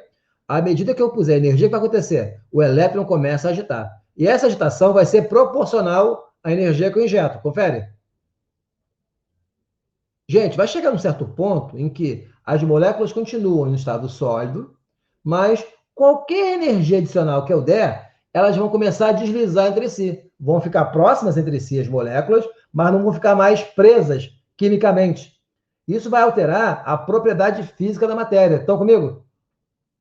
Eu sei que hoje é unidade, mas é importante vocês entenderem esse conceito de temperatura absoluta, até porque está no questionário que a gente fez para vocês, tá? Então, à medida que a gente vai dar energia, as moléculas começam a possibilidade delas quebrarem as ligações que as mantêm rígidas, tá? Internamente, né? E aí você vai ter o estado o quê? O estado líquido, de maior energia. E à medida que você vai dando energia para uma substância que está no estado líquido, da mesma forma que ela quebrou a ligação, que mantinha ela fixa, presa, né, com a outra, ela começa, então, a poder se manifestar se afastando daquela molécula que ela não gostava. Na verdade, ninguém gosta de ninguém, nem as moléculas gostam de si. Basta dar energia para ela que elas picam a mula, né? Quando você dá muita energia para a molécula líquida, ela pica a mula de tal modo que o volume dela cresce mais de 1000 vezes. Estão lembrados? Qual é o volume de uma substância ideal? 22, no SNTP, né? De 1 mol. 22,4 litros. Por exemplo, vamos pensar na água. Então, quer dizer que 18 ml da água sólida é praticamente 18 ml, né? Vamos supor que a densidade da água sólida seja igual à densidade da água líquida. Não é verdade, tá? Tem uma diferençazinha ali, mas vamos imaginar que seja igual. Todo mundo sabe que a água, ela expande quando congela, né? Por isso que estoura a garrafa, mas enfim, vamos supor que ela não expanda, é igual. Então, 18 ml da água sólida, 1 mol de água sólida ocupa 18 ml, da mesma forma que 1 mol de água líquida. E quando a gente, então, dá energia para ela poder mudar de fase do líquido para o vapor, né, a molécula aumenta para 22,4 litros. Então, 18 ml é mais de 1000 vezes, gente. Perceberam? 1000 e poucas vezes maior. Isso tem a ver com a definição, portanto, de energia interna. Tem a ver com a definição de temperatura, tá? Então, isso tudo que eu falei para vocês, eu estou aumentando a temperatura. Então, o conceito de temperatura absoluta é o que eu acabei de falar para você. É a quantidade de energia contida dentro das moléculas. Está claro isso? Ela varia do zero absoluto até um valor. Aí sim, o valor depende da escala. Em outras palavras, deixa eu mostrar para vocês aqui, para vocês entenderem isso. É como se eu estivesse pegando aqui, gente, ó. Aqui, por exemplo, a escala no sistema inglês. E aqui no sistema internacional, tá? Aqui é temperatura absoluta.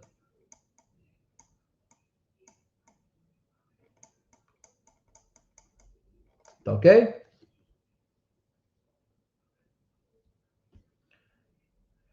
Melhor, fazer assim, peraí. Vamos fazer ao contrário. Vamos fazer aqui no inglês e aqui no eixo X eu vou botar o SI. Tá ok? Aqui seria a temperatura. O SI. Aqui seria a temperatura do sistema inglês. Tudo bem? O que é que eu sei, gente? Não precisa nem saber quanto que vale. Mas eu sei que ambas partem de onde? Ambas partem do zero. Então, em azul,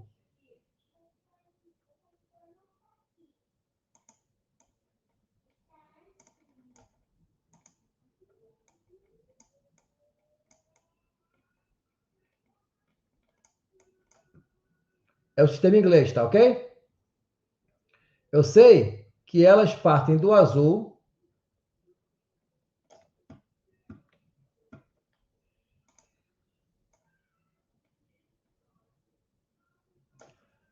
e sei o que ainda, gente? Sei que se eu calcular aqui uma inclinação, eu sei que ela é de 1,8. Tá? Em outras palavras, gente, para eu passar do sistema absoluto, tá? Do sistema internacional para o sistema inglês, basta saber essa inclinação aqui. Ambos partem do zero. Então, 0 grau Rankine, que é a unidade de temperatura no sistema inglês, já adiantei para vocês, ela vai valer 0 Kelvin. Não é ok, tá? É ok, mas não é ok, entendeu? Está ok isso aqui. Ok. Mas isso aqui não é ok. Foi ruim essa piada, né? Tentei fazer piada, vocês perceberam? Isso aqui é 0 Kelvin. Então, por isso, gente, que, ó, isso é importante, tá?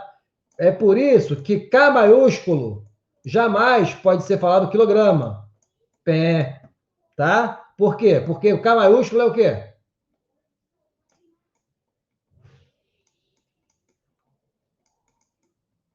Kelvin. Tá ok? Entenderam? Então, continuando aqui agora, vamos pensar em temperatura relativa.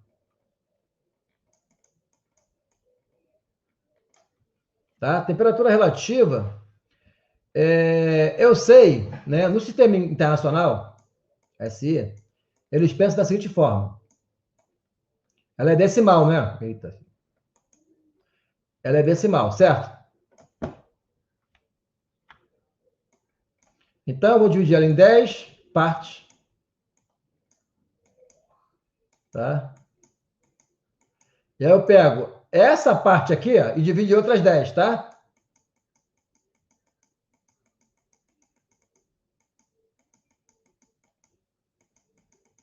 Pode confiar em mim, tá? Tem 100, tá bom? Confia. Confia no moço. Tá ok? Então, é uma escala o quê?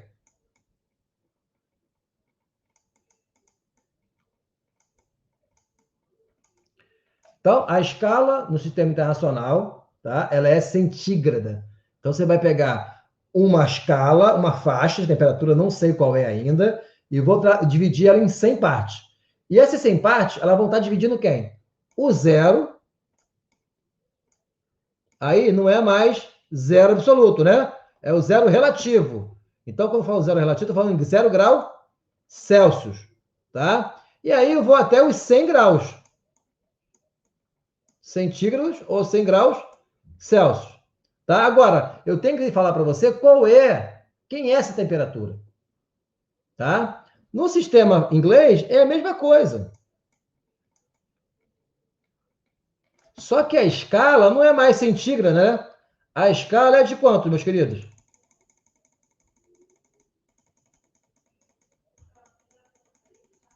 Essa mesma escala aqui, ó, absolutamente falando, tá? Essa mesma distância entre essa condição aqui e essa condição não é mais 100. É de quanto?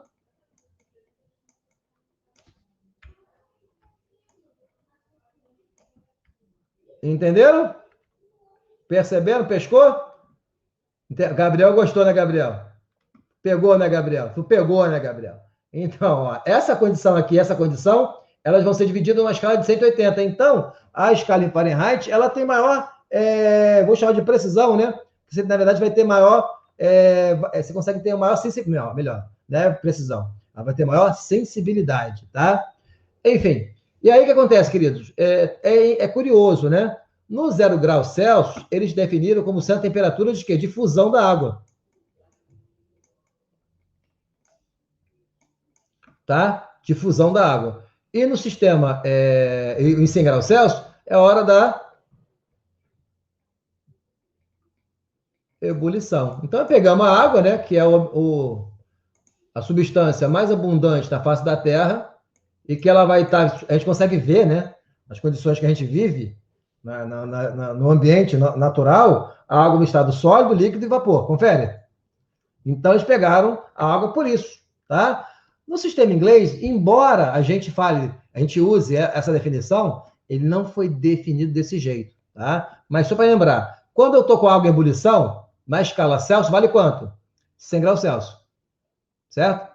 Na escala em Celsius, quando a água está fundindo, ela está a 0 graus Celsius, tudo bem? Foi assim que foi feito. No sistema inglês, quando eu olho para isso, eu percebo, quando a água está em ebulição, vale quanto? 180 Fahrenheit. Tá? E quando a água está na fusão, quanto vale isso? 32 Fahrenheit. Tá? Então, eu sei que 0 graus equivale a 32 Fahrenheit e 100 graus Celsius a 180 graus Celsius. Desculpa, 180 Fahrenheit. E aí a pergunta é, quanto valeria uma temperatura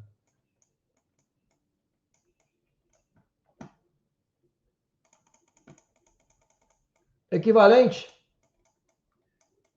em grau Fahrenheit, em grau Celsius. Tá bom? E antes de a gente falar sobre isso, eu só queria mostrar uma curiosidade, que na verdade, a temperatura de Fahrenheit, ela foi... esses limites aqui, eles foram arbitrários, tá? Foi só para comparar... Ei, meu Deus do céu. Foi só para comparar com a definição em grau Celsius. Vocês sabem quais foram as temperaturas padrão utilizadas para fazer a escala em Fahrenheit? Quem falar ganha 1 ponto na prova que vale 1000. Vamos lá. Alguém sabe? Quais são as condições quais foram as condições que foram utilizadas para definir o ponto inferior e o ponto superior? Não sei. Então, tá bom. Adivinha qual era? Aqui embaixo. Ponto de congelamento e ponto de vapor da água. Então, o 0 Fahrenheit é quando você tem a fusão, adivinha de quê? Então, é interessante, porque eu acho legal vocês entenderem isso, porque isso nunca mais você vai esquecer. Porque a ciência, né, a engenharia, a física, ela, na verdade, ela não é algo de cientistas, né, em laboratórios hiper, mega equipados, né? Ela, na verdade, são pessoas inteligentes, pessoas observadoras, cientistas, né, no seu momento, né? E que eles observam aquilo que é mais comum para eles. Então, esse pessoal trabalhava lá em cima, gente, é lá em cima. Né? É lá em cima, perto ai, Jesus, ali da Noruega, né? Inglaterra, lá em cima, perto do Ártico. Então, a água já estava congelada há muito tempo. A água já tinha congelado para eles. Entende? Então, a água não era... A água fundindo, ela não é tão normal. Vocês estão comigo, não estão? Para quem vive abaixo de zero, literalmente, a água congelando, quase você não vê, né? Você já vê água congelada. E aí o que acontece? Quando você mistura água com sal, o mar, por exemplo, aí sim, o mar, ele demora mais para congelar do que a água pura, né? Então, se você pegar uma solução saturada de água, ou melhor, de sal em água, a água vai fundir a uma temperatura mais baixa do que a água pura. Se vocês não fizerem, vocês vão fazer físico-química, vão descobrir isso. A gente chama de ponto dietético, né? Que aí você tem lá a azeotropia, estão lembrados? Alguém já viu isso? Azeótropo, de máximo, enfim. Então, vocês vão ver que quando você mistura as substâncias, você vai ter, então, abaixamento do ponto de fusão, que a gente chama de crioscópico, e quando você está fervendo, ela vai ferver acima da temperatura da água pura. A gente chama de levantamento ebulioscópico. Por isso que a gente tem que colocar no radiador do carro uma solução de propileno glicol, né? Justamente para você aumentar a temperatura que a água vai ferver. Se o carro aquecer e passar de 100 graus Celsius, o carro não ferve. Vai ferver a 110, 120. Entende? Dá tempo, então, de vocês perceberem que tem uma coisa errada, o painel acende antes da água ferver. Da mesma forma, se você estiver andando com o carro no frio, gelado, você não vai ligar o carro de manhã e já vai estar congelado a solução dentro do radiador. Não vai queimar o motor, porque ele vai congelar abaixo de 20 graus Celsius. Enfim, então, a temperatura de 0 Fahrenheit é uma solução de sal, tá? Solução de sal NaCl, tá? Mais água. E aí eu quero saber a temperatura aqui de cima, tá? Isso aqui em azul é a definição da temperatura, tá? E a outra que é engraçada, né? A outra é 96 graus Fahrenheit. E não se surpreendam. 96 graus Fahrenheit, adivinha que temperatura é essa? É a temperatura do nosso sovaco. Então, a temperatura do ser humano saudável é 36,5 graus Celsius, que dá 96 graus Fahrenheit. Então, acho que não é muito agradável nessa definição, né? E aí, por isso que eles acabaram utilizando 32 para poder equiparar ao Celsius e não o contrário, né? E não fazer com que a temperatura de Celsius fosse comparada com água e sal, né? Fundindo e o nosso sovaco. Beleza? Então, beleza, vamos lá, vamos voltar para cá. Então, meus queridos, quando a gente for fazer conversão de unidade, nunca mais esqueça isso, tá? Por quê? Se eu quiser fazer uma conversão de unidades entre um e outro, olha para cá. Esse tamanhozinho aqui, concorda? Essa segmento de reta aqui, vou chamar de A, é proporcional a B, confere? É o mesmo tamanho, né? Mesma coisa, esse segmento aqui, ó. Vou chamar de C em relação a esse segmento aqui. Vou chamar de D. Então, ó, eu sei que A está para B, assim como C está para D, certo? Então, quem é A, meus queridos? A não vai ser temperatura em graus Celsius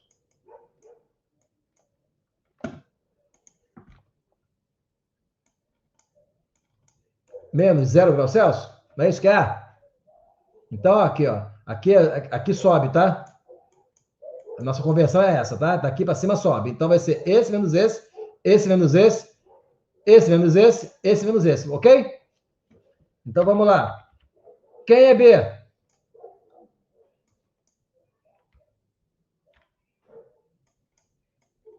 Temperatura em grau Fahrenheit. Estão comigo? Menos. Quero ouvir. 32. Isso, menos 32. Isso é igual a quanto? Quem é C?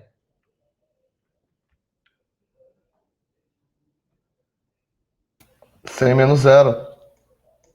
Isso aí, meu querido. Muito obrigado. Dividido por D. Quem é D? 180 menos 32. Ó, desculpa, tá?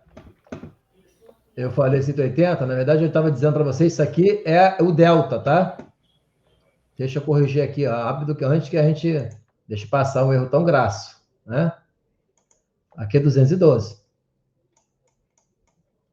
Tudo bem? Perdoe. O delta que é 180, tá? Me perdoe, tá? Voltar para cá, então. 212. Ei, Jesus. Menos 32. Daí que a gente conclui, gente, ó, que a temperatura... Meu Deus, tá difícil hoje.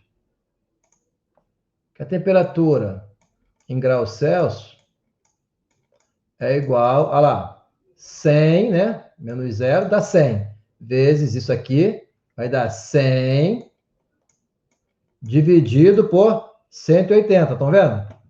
Por 180 vezes temperatura em grau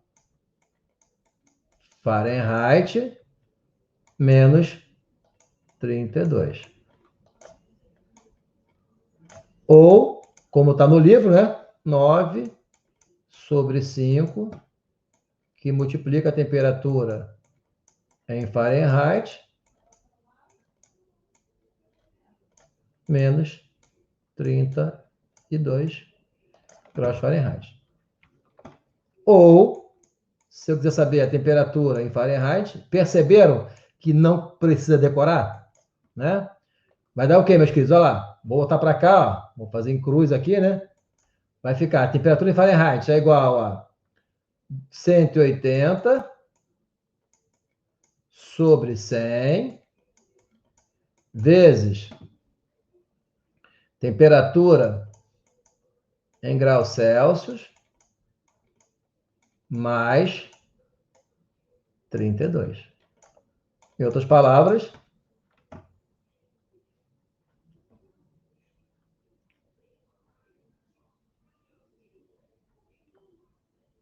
nove quintos da temperatura em graus Celsius mais 32. Nunca mais... Aqui está errado, tá 5 nonos, tá? Vou corrigir. Aqui é 5 nonos, tá? Aqui em cima. É o automático.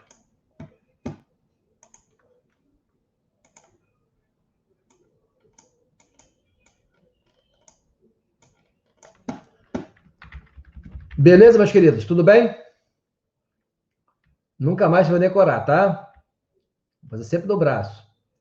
Voltando para cá, é o que a gente não acabou? É a temperatura. Então, olha lá, a temperatura que eu tenho vai ser Kelvin, que é o K maiúsculo, tá? Nunca bota em minúsculo. Temperatura absoluta, certo? E graus Celsius, temperatura relativa. Tá? E aqui vai ser quanto? Grau Rankine, e aqui vai ser grau Fahrenheit. Então, grau Rankine está para Kelvin, perdão, e grau Celsius está para Fahrenheit. Beleza, meus queridos? E agora, continuando, já estou acabando, tá? Já vai acabar daqui a pouco, na próxima aula, a gente faz exercícios. Olhem para cá. Velocidade.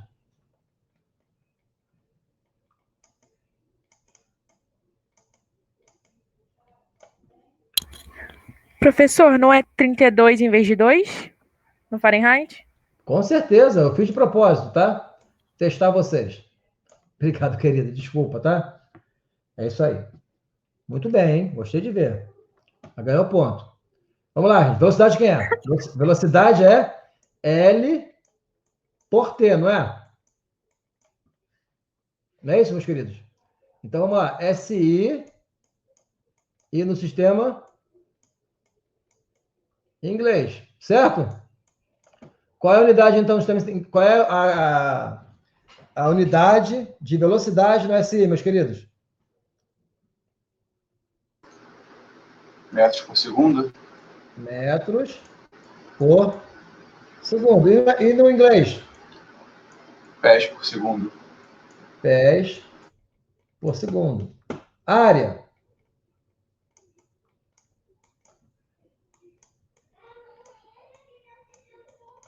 Na área quadrada? Ficou fácil, não ficou, Juan? Pode falar. Não dá para errar, né, Juan? Pode falar. Juan, você não pode errar. É difícil até errar. Vamos lá, quem vai ser então no SI? Quem é L no SI? Metros quadrados. É metro, né? Só que é metro ao quadrado. Isso aí, querido. E aqui vai ser o quê? Quem é L no sistema inglês? Pé. Só que é pé ao quadrado. Gente, fica fácil, né? Pode falar. Vamos lá, volume. Para ficar bem mongoloide, hein? Volume. Volume quem é, queridos? É L ao... Aqui é a grandeza, né? A grandeza é L sobre T, L ao quadrado, L ao cubo, vai ser o que no SI? Eu sei que no SI L é M, o T é S, eu sei que o L é FT e o T é S, e assim por diante. L ao cubo vai ser metro ao cubo. Pé ao cubo.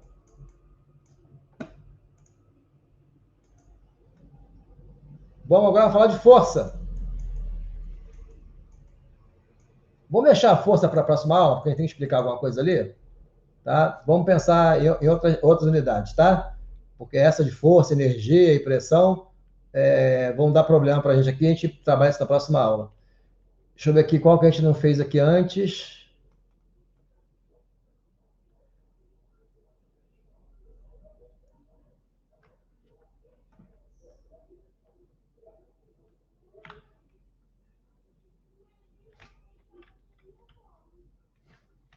Aceleração, dá para fazer, área, volume, densidade. Então, tá bom, vamos lá. Aceleração e densidade.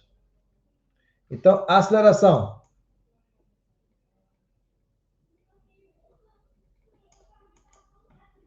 Quem é aceleração, gente? É L por T ao quadrado, certo? Vamos lá. SI. E no inglês? SI vai ser metro por segundo ao quadrado. E no inglês vai ser pé por segundo ao quadrado. E aí, para a gente finalizar, densidade.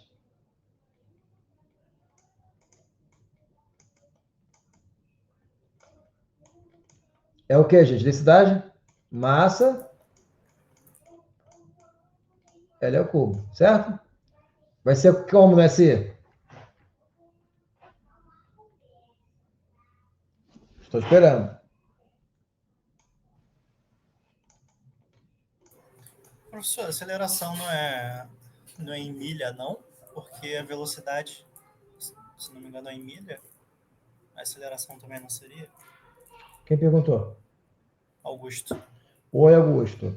Então, Augusto, eu estou falando para vocês em relação ao que a gente está conversando aqui, né?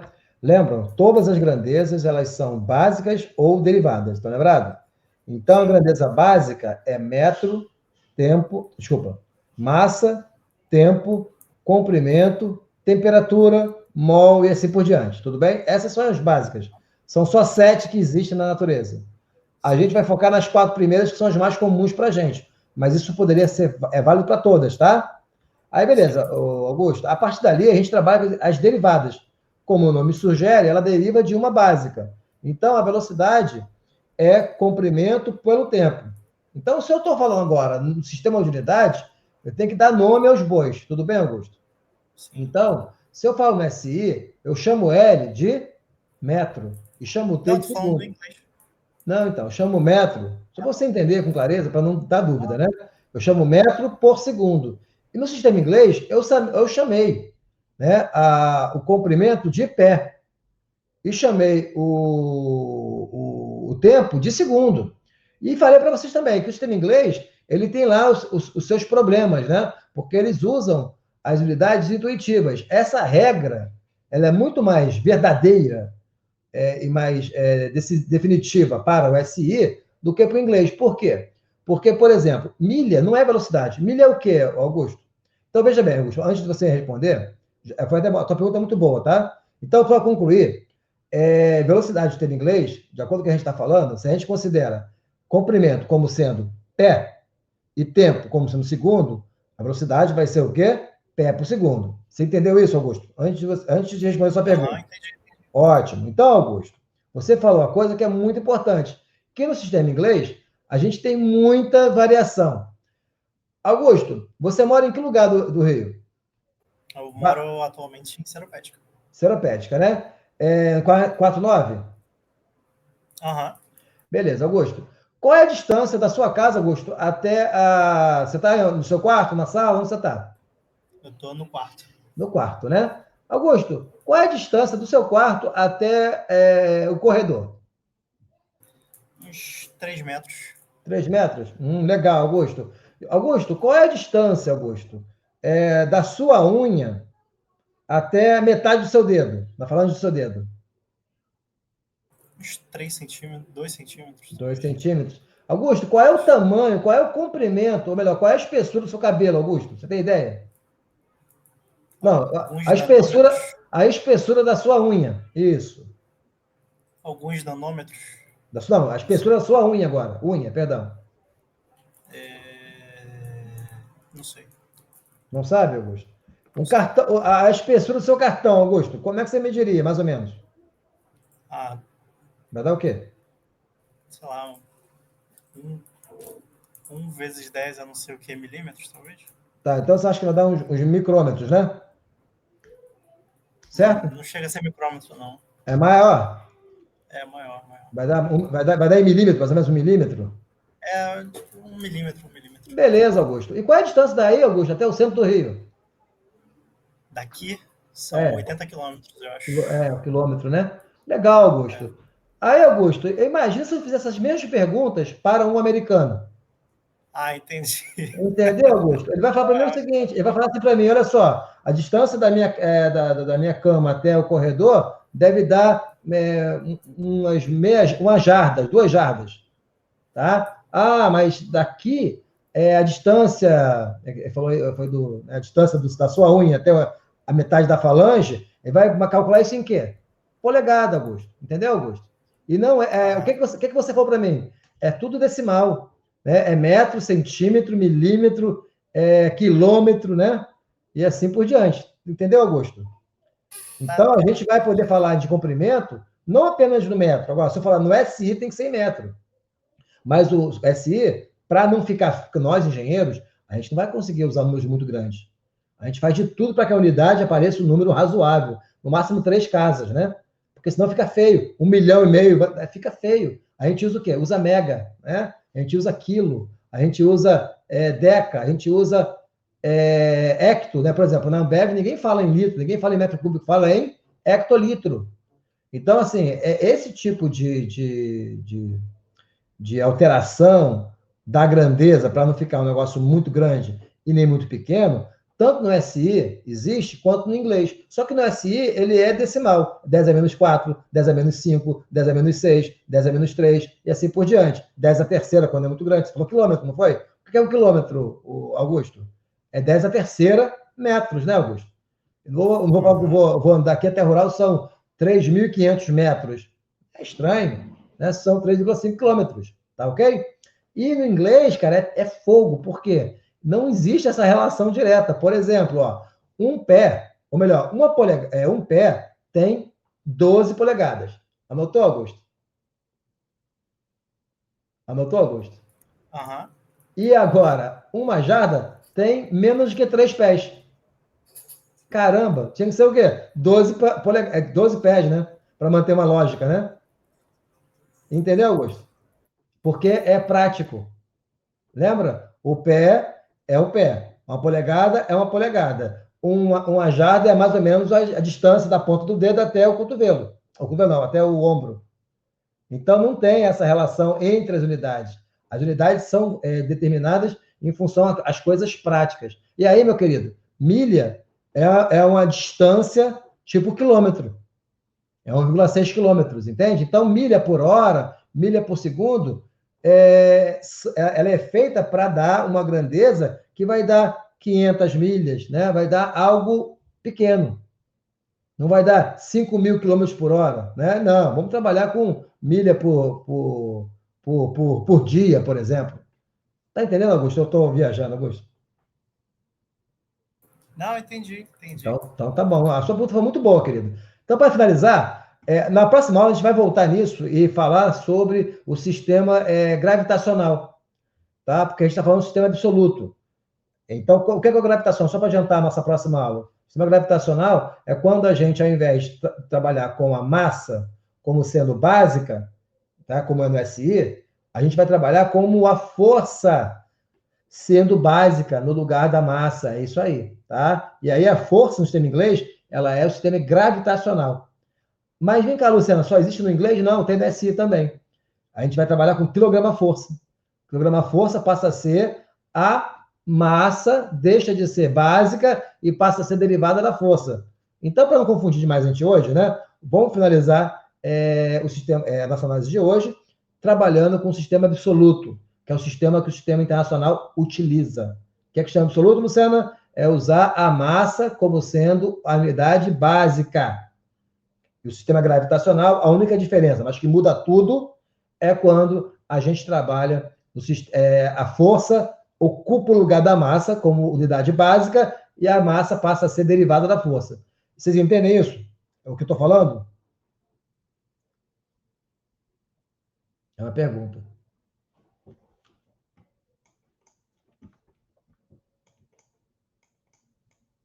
Ninguém me ouviu? Ninguém entendeu?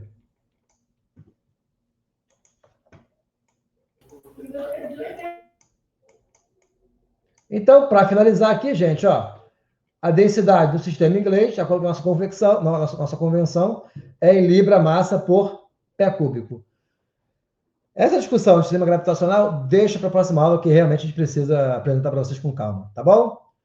Gente, tudo bem? Alguma dúvida? Fluiu a aula? Sim. Então, fico feliz. Espero que vocês tenham entendido a importância das unidades para que nunca nenhum avião caia por causa de vocês, nenhum processo, né, tenha a qualidade comprometida, porque vocês não valorizam as unidades e a conversão entre elas. Beleza? Beleza, professor. Grande abraço, meus queridos. Fiquem bem. Boa noite e tamo junto, hein? Aí vou colocar de novo. Ó. Eu coloquei lá no nosso. Me ajuda aí. No Google Sala. Isso, Google Sala de Aula. Eu quero falar Classroom, não quero falar Classroom. Quero falar Sala de Aula, né? Google Sala de Aula. O link da aula passada. Gente, esse link só fica disponível por 72 horas. Tá? Eu vou pegar esses vídeos e botar no YouTube de novo. Eu vou começar a ficar preocupado, vai ficar com um monte de aula lá, mas enfim, depois vocês acham, né? Tá ok? Professor, você pode criar playlists. Cara, semestre, por exemplo. Eu queria fazer isso. Depois você vai me ensinar. Pode ser. Eu não sei fazer. Eu acho bacana isso, botar para o semestre, né? Isso. Para separar, para não ficar aquela bagunça. Obrigado. Então, eu vou fazer isso então, tá? De qualquer modo, eu colocando lá, vocês podem baixar, mas eu vou me comprometo depois a fazer o que ele está falando para mim aí. Gente, fiquem bem. Falou, professor. Um abraço. Até Tchau, segunda. professor. Até segunda. Bom Até feriado. segunda. Ó, não esqueçam do trabalho sexta-feira, hein?